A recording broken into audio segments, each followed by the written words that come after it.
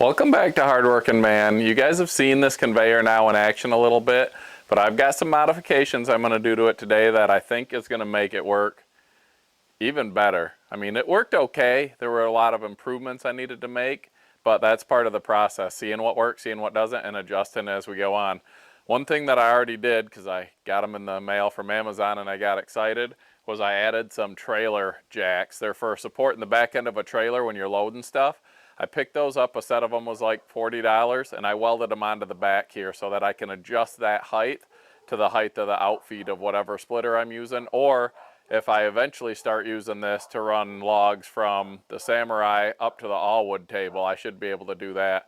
It'll also let me set the whole conveyor higher and level it out more so that I don't have to run it so fast and the belt will still keep moving. So I got a couple other things I'm going to get done today, then we're going to try this thing out. Here you can see the legs that I added.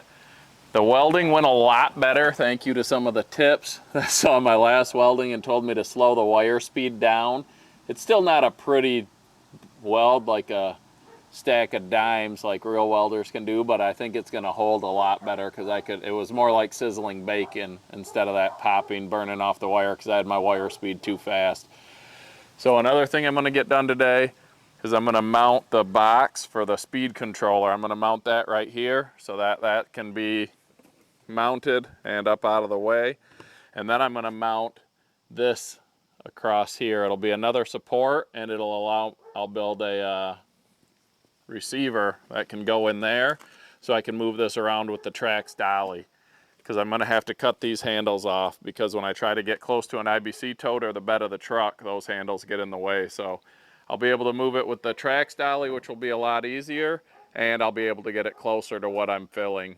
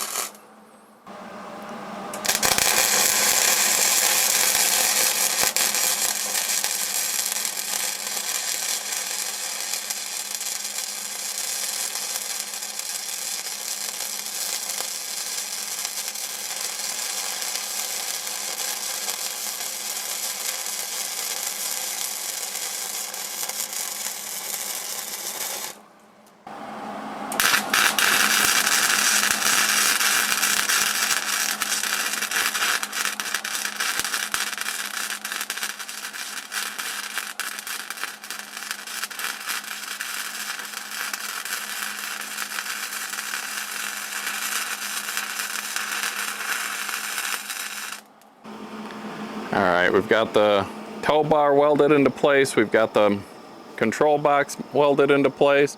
I'll get the control box installed. I'll have to cut down another piece of this tubing and put a hole in it so that we can put it into our tongue, and then I'll get these handrails cut off. Then we'll work on some side rails for the conveyor. Another thing I'm going to do to try to get this belt to be able to run at a lower RPM is I'm going to clean this aluminum plate that goes under the belt, and then I'm going to put some of this wax on it. It's a microcrystalline wax polish. I've actually put this on my log splitters before on the wedge end, and you know when the logs get sort of wedged in there and slow down the log splitters, if you have this on there, it definitely helps with that. So I think it'll help this belt to ride smoother and I'll be able to run it at a slower speed.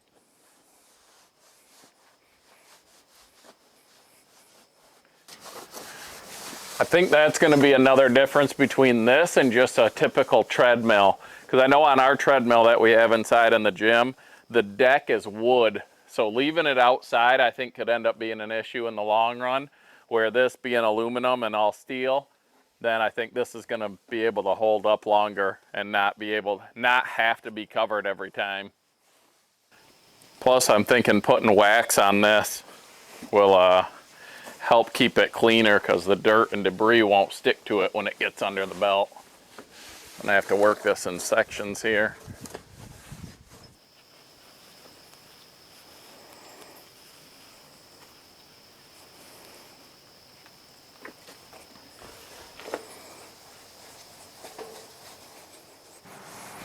It's definitely slipperier already. This wax dries with like a hard polish, so it should be perfect. Looks like these welds under here could be a little bit smoother too. Maybe that's why it binds up when it gets too much weight on it. This thing was a livestock loading ramp though, so I assume that livestock weighs a lot more than the few pieces of firewood who get on here at a time. So I'm not sure why it was stopping the belt at the slower speeds. It isn't the original motor. I replaced the motor, but I went with a similar horsepower. It was a little bit smaller, but again, I figured there's never going to be 200, 300 pounds on here at a time.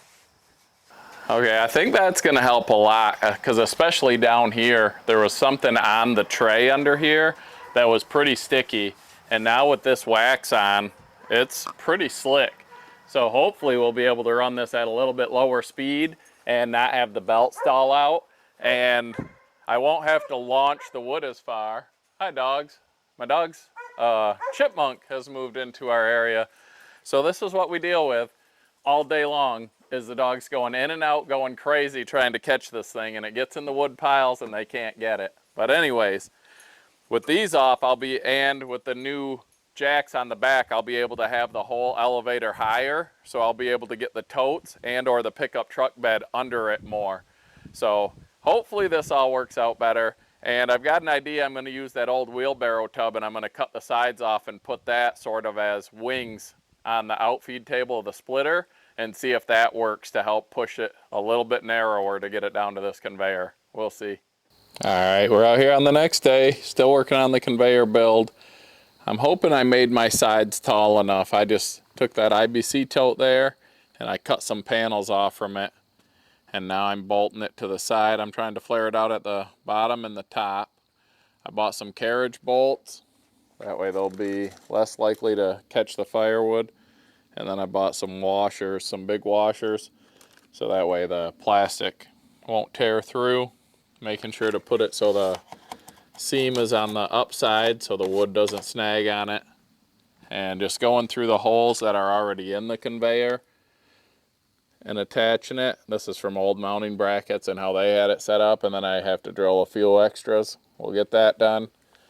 I had to order the receiver there for the hitch because I went to Harbor Freight, I went to Menards, I went a couple places and I looked, and to get a 2-inch ball, they were all 2.5 inch for 2.5 inch square tubing, and I got 2-inch tubing here, so I ordered one off Amazon, so that'll be here soon. If I was thinking, I would have turned this sideways so that it was going up and down like Easton Made makes theirs, because I have some Easton Made drawbars, but theirs go in the top, which makes more sense because if your pin breaks or your retainer clip comes out, the pin's not going to come out. So I should have done that, but I didn't because I built it the way that most people do when they don't think the process through. Here's that wheelbarrow tub. I've got that cut down. I'm hoping to put this on the end of the outfeed table to funnel the wood to the conveyor. I don't know if that'll work or not, but we're going to give it a shot because it was free and I have it. So let's get this other side attached, get this thing down to the splitter, and see if the wheelbarrow tub's going to work to feed this elevator. Now it's definitely nice where these holes are already in the conveyor, because all I have to do is drill through the IBC tote piece. Then because these are carriage bolts and they're just going through a washer, I got some lock nuts, and once I get them started, I have to hold it with the pliers until that nylon lock nut gets through, because otherwise it just wants to spin. But once it gets started and gets going, it'll pull it tight. I'm hoping these are tall enough. I already said that. I say the same things over and over, but I think they will be. We had a few pieces flip off before, not a huge deal.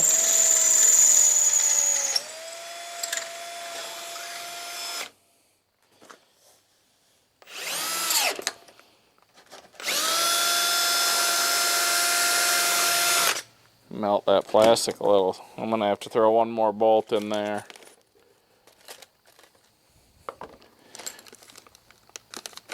I had to set my bolts up on my gloves here because they kept sliding down.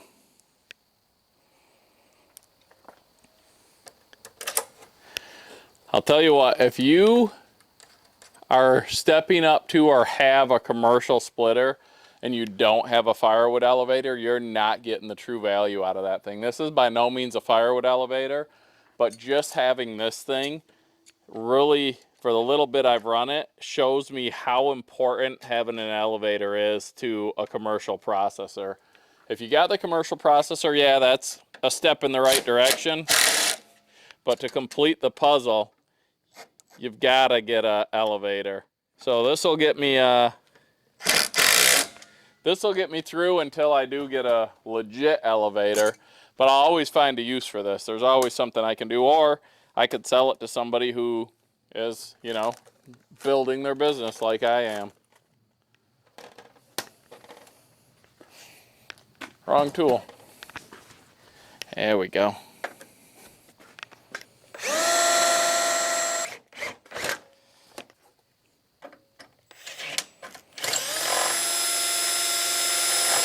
Ah, that's hot. Woo! A little closer than I wanted to be. Phew.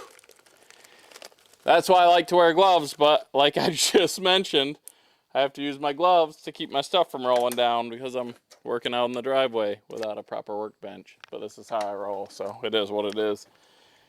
Ah, that bit me a little bit.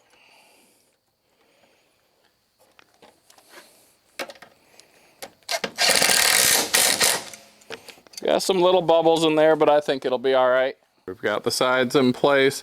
They're about 3.5 inches taller than they were, so hopefully it'll keep the wood on the conveyor so Rachel doesn't get hit again. I just threw the Easton made hitch in there. It's not pinned in, but I think just the torque on it will keep it in there just to move it back down to the all wood to get a little test run on this and to get those wheelbarrow chutes fitted. So I'm going to take the Trax power dolly, I'm going to pull this thing down there, get it set up, and see if we can't get this thing fit so that we're in production mode without having to constantly throw the splits onto the conveyor. Because even though that's still way faster than hand throwing the splits into the IBC totes, if we can just let the splitter push them onto the conveyor, we're that much further ahead.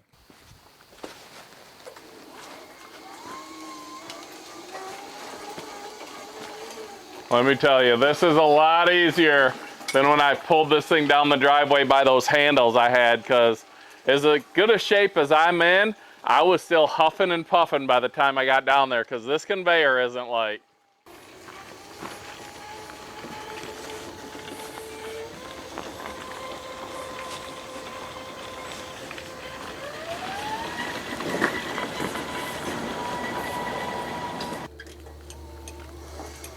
One really nice thing about this Trax Power trailer dolly is that it has a high and low speed.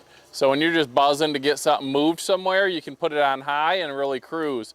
But when you got to get something finessed into the corner of a garage or up to the splitter or whatever you're doing, you can put it on low. And even though it's a variable throttle, it helps you really be able to control where you're placing something.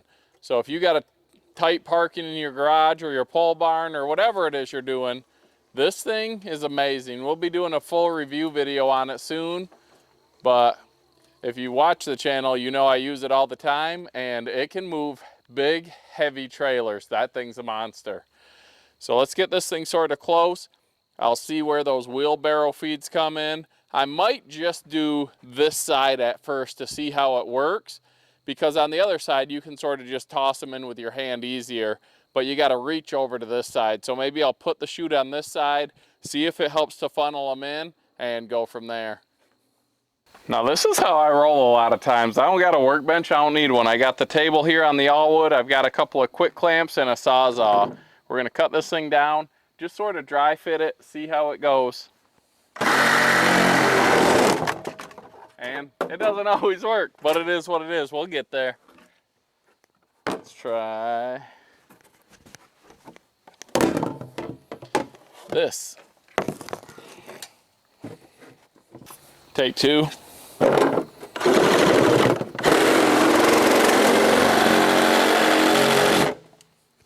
Make sure I'm not cutting into my table.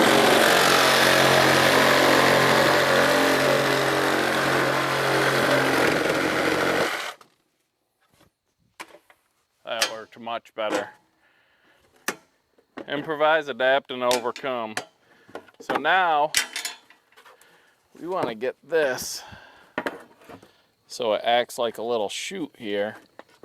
So I'll just take my Sharpie, mark, there's a brace under this table, so I'm going to mark that, cut a slit in it so I can bolt it up to the table here with those carriage bolts, and this should hopefully help feed this back to the conveyor, the Redneck conveyor, I guess we can call it that. If you guys are looking for a pro fabrication channel, you might want to look for a different one.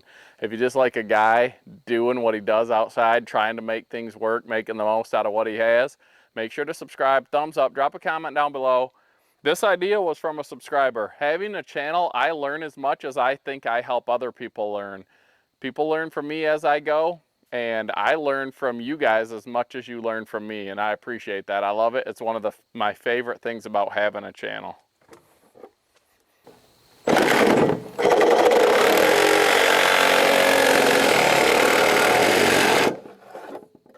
I mean, this wheelbarrow tub might only work for a week and it might break, or it might last forever, but it's going to give me an idea of what I need to do in the future until I get a legit conveyor.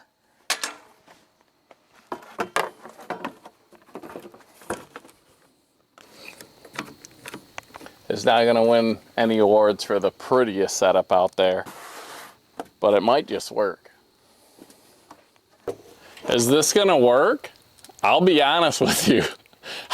I have my doubts, but the only way you're going to know if this works or not is if you subscribe, hit the thumbs up, drop a comment down below, and don't miss an upcoming episode of Hardworking Man while we do a test run on the new conveyor setup. Thanks for watching, guys. What do you think about the build so far? Let me know, and have a great night.